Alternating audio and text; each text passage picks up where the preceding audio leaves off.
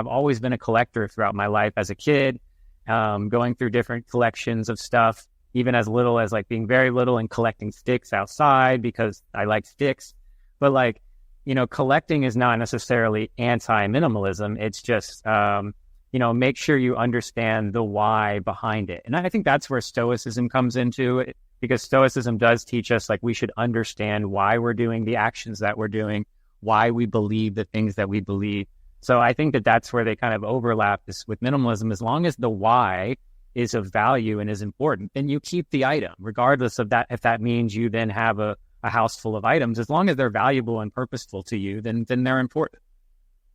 I like that, that giving that meaning and asking that why with the minimalism, and why do you need to keep the stuff and why do you want to throw this away? Right? I think that those reasons behind knowing that is important. And as you said, some people do wear it as a badge of honor, right? I sometimes do the same.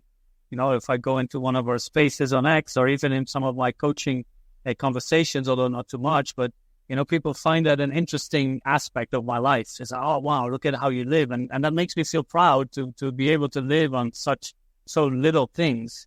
But it should be, as you said, grounded in a sense of self, that you know why you're doing it. Because otherwise you're just getting rid of stuff, and then it becomes an obsession, right? Then it becomes just the same thing as obsessively collecting things.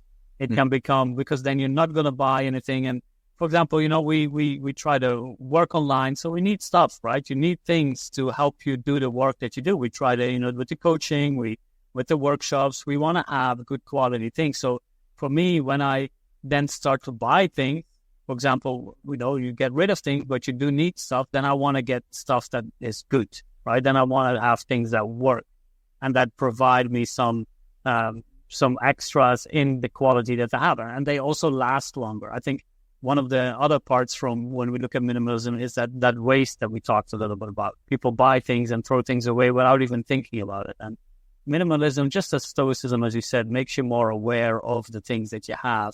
And collecting is fine, right? And even if you want to collect the cars, fancy cars, if that means something to you, but if they don't own you, then go ahead.